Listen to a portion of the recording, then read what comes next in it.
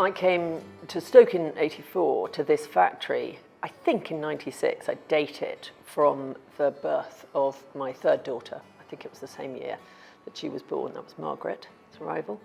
What I found in Stoke when I came here with a sort of passionate intent to make colourful, mismatched pottery, I knew not how nor where or anything, but I was on a mission.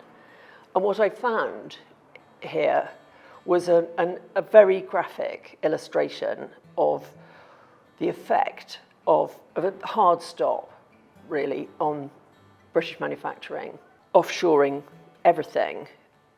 And this was a city that took a triple whammy because this was really a coal town because you needed 8 times more coal than clay to fire a kiln. There was also a huge great steel foundry and lots of potteries, hundreds of potteries. And when I got here first in '84, towards the end of '84, which, let's put it in context, the Battle of Orgreave happened in Nottinghamshire, just down the road, where the police turned kind of viciously on the striking miners.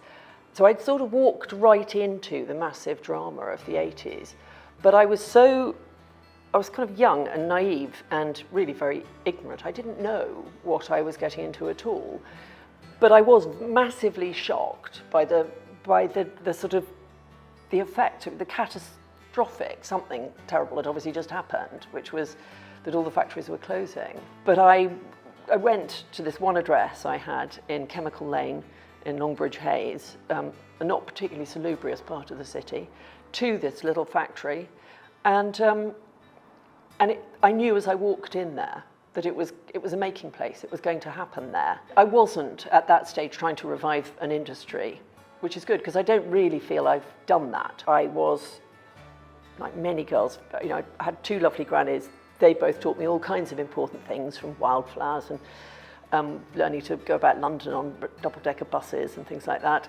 But they both were great pottery lovers, great china lovers. Actually, one loved china, the other loved pottery. So, I was off to a flying start. And I had sort of come home because all the names here, some of them, going, gone, were so familiar and I'd heard spoken of with such kind of awe and love.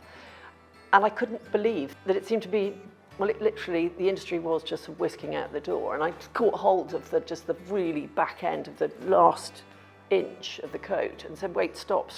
We can do this here. And so it was. And because I'd never worked in a pottery, I wasn't qualified as a designer or anything. I think I've probably kind of created a very romantic version.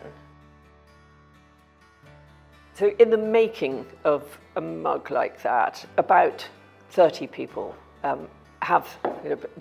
do their input to it. The first thing anyone rational would say is that's far too many. Whereas for me, that's the enormous pleasure of it. And it was also expedient to work in a very old-fashioned, doing it by hand way because we didn't have any capital. I didn't have any capital at the beginning. There was no chance of getting tangled up in a lot of mechanization because it was, it made much more sense to employ people. And I much prefer that. And at the time, back in '84, '85, and well into the '90s, it was the case that we only needed to run an ad, and there were lots of qualified people round about to draw on, but we could see quite quickly that we were going to need to grow sufficiently to be able to afford to train people ourselves. And so the skills that were quite readily available in the city, we've had to foster and be careful to make sure that we're passing them on. But it is probably fair to say that the industry has gone on contracting.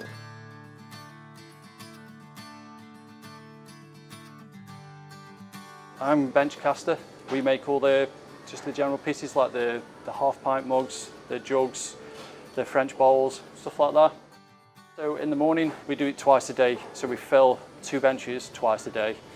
So we'll fill that with liquid slip, and then after the casting up time we'll tip them, and then after that we'll wait for them to dry a little bit, and then we'll start to cut them and sponge them down so they're into the shape. After that we let them dry off, and then we'll empty them up and put them on the trucks ready for the fettlers. So we make about 350 to 400 pieces, just dependent on the time of year as well. So sometimes, like around Christmas, we can make more than that because we're making the smaller things, so we make more of them. My job at the factory is sponge decorating pottery. So we use underglaze paint and use sponges to transfer the pattern onto the pottery. So if I was on polka dots or something like pink hearts, because it's quite a fast, simple pattern, we would probably do about 200 mugs in a day and maybe move on to another truck after that. Or if it was a more difficult pattern like this one, yesterday I did 90 of these mugs in the whole day, so these ones take quite a bit longer because it's a more complicated pattern. With the polka dot mugs, it probably take about 2 minutes to do one mug. Sometimes it'd be a bit quicker, but we aim for about 2 minutes per mug. Every mug or every pattern that we do, every piece, we put our signature on the bottom. So like mine is OD for my initials. At home I've got quite a lot of pieces with my own signature on. Any patterns that I've done, I try and buy my own work if I can find it in the shop. I think you need to be sort of a naturally creative person in order to enjoy it, to have a steady hand definitely, and also be able to improve if you get told, oh, just try it like this instead, because depending on the sponge, you have to do things differently, so you have to be open to trying different methods and things like that. I work very closely with Emma, and every season Emma starts out with a manifesto, and it's all the things that are really important to her and all the things that are sort of seasonal at the time. So we're always looking outside, we're always thinking about what it is that we're looking at in nature. So say for example, you're going for a walk in the woods, she'll think about all the things that she's seeing at that time and then make a note of them, and then we'll have a discussion about things. I saw something really interesting, do you think we've got anything going there? And then we'll sort of start the process of let's think about how that can become pottery. A typical day is thinking about drawing, so we'll start with the reel. We'll hopefully be able to bring some daffodils into the office, or we will go somewhere that has a lot of beautiful daffodils, so maybe a house that's well known for them. We'll go and look and we'll see different varieties and pick our favourites. So essentially, this is sort of the working out that happens before we get to a final design. So I would have done my sketches and then I would look at how I could make something that's essentially 2D become 3D, and that will be working up in Stoke here with our master decorator, Connie, and together we will work out how to make it go across a mug so everybody knows us for our half-pint mugs. These are these. And then we'll also think, okay, we would like to see it as a 6 plate, we would like an 8 plate, and then we might want something special as well, so you might know us for a hen on nest or a gallon teapot, for example. So all these things have to be very carefully considered, because what might work on a half-pint mug might not work on anything else, so we might have to change things up a little bit.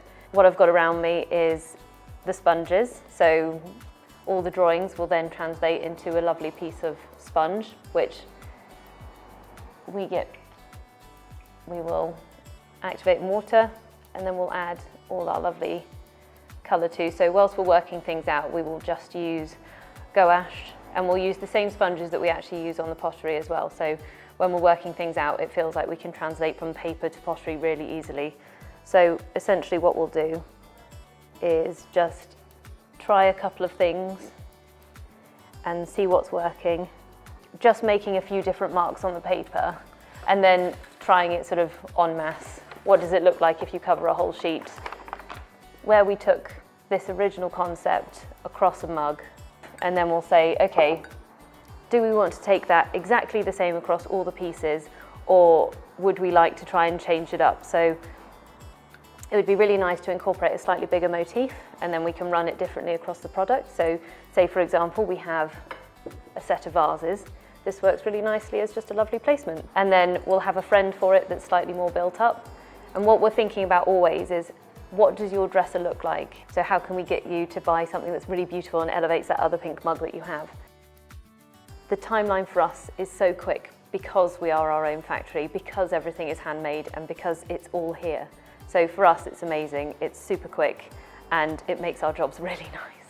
So one thing that I think makes my job a lot easier, and I think you as a collector, it should hopefully make your life a lot easier as well, is that we have a very restrictive colour palette. What you have bought 40 years ago should be the same colours that you're buying today. I have here a Pink Hearts mug, and as you can see, the colours all sit beautifully together.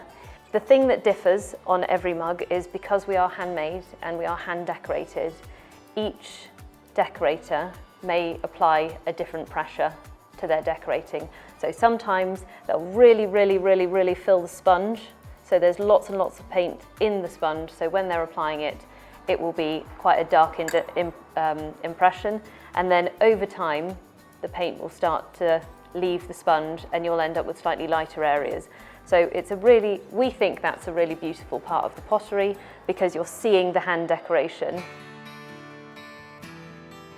I can't control the future. I don't have any desire to. I hope very much that, without me it continues, but it's not up to me.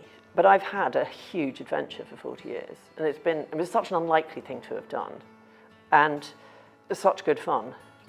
But I think it's probably time I got my pilgrim staff out and walked off to some distant, faraway spot. I'm going to rigorously deny that I worry or even think about my legacy. I think it's quite a male construct. Because the great thing is I've put my name on 1 million pieces of pottery at least.